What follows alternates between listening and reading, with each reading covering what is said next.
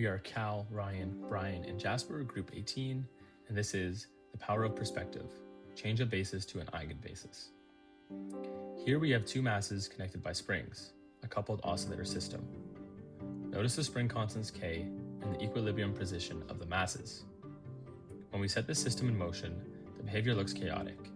Each mass influences the other through the coupling spring, making the motion hard to predict or describe with simple equations. This is the fundamental problem of coupling. The motion of mass 1 depends on mass 2, and vice versa. They're tangled together. Let's look at exactly what that means mathematically.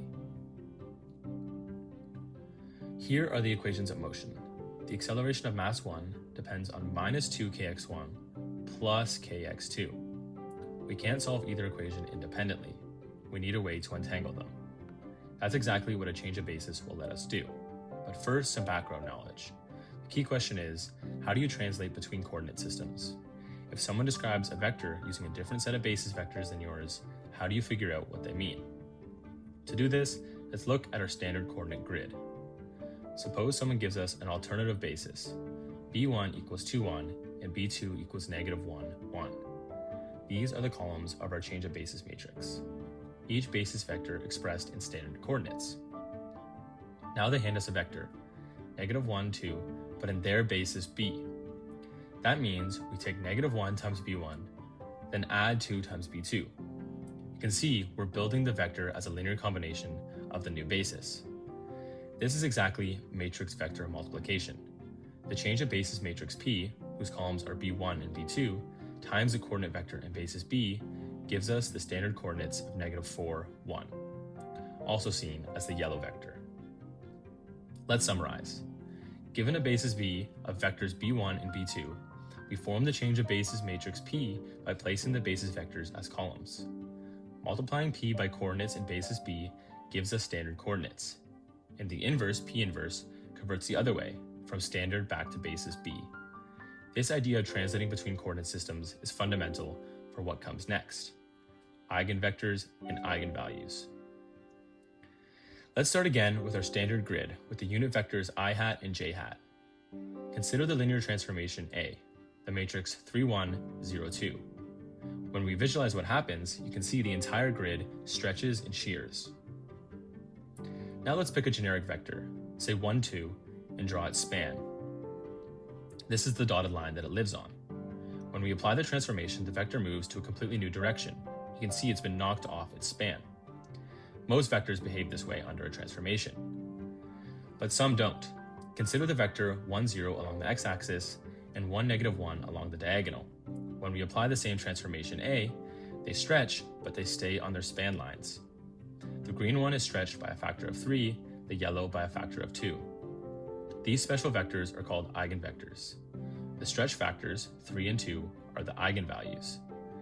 This is the key concept of eigenvectors. They only get scaled by a transformation, never rotated off their line.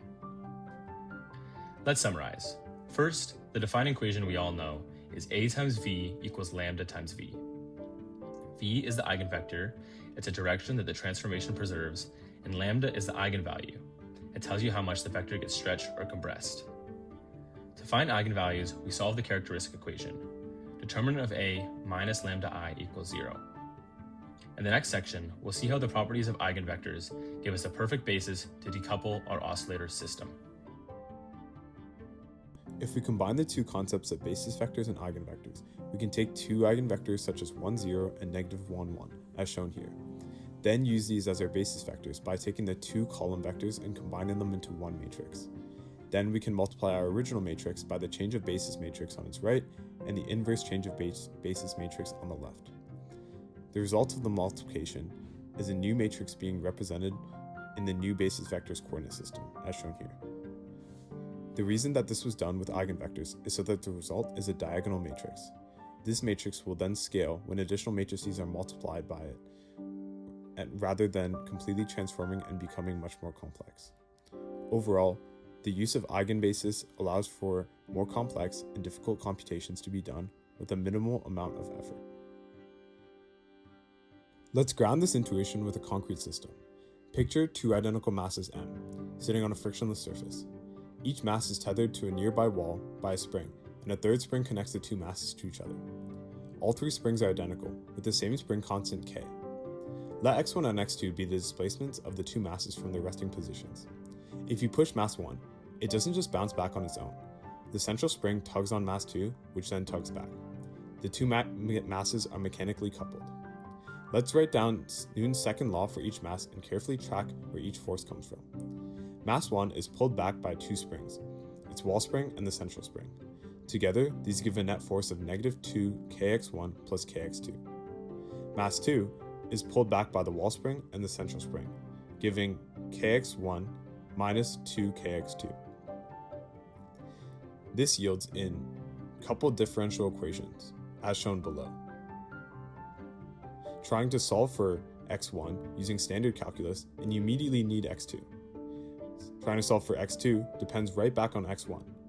Therefore, the two equations are tangled together. We can rewrite our two differential equations as a single matrix equation. The vector of accelerations equals a scalar k over m multiplied by a 2 by 2 matrix multiplied by our position vector.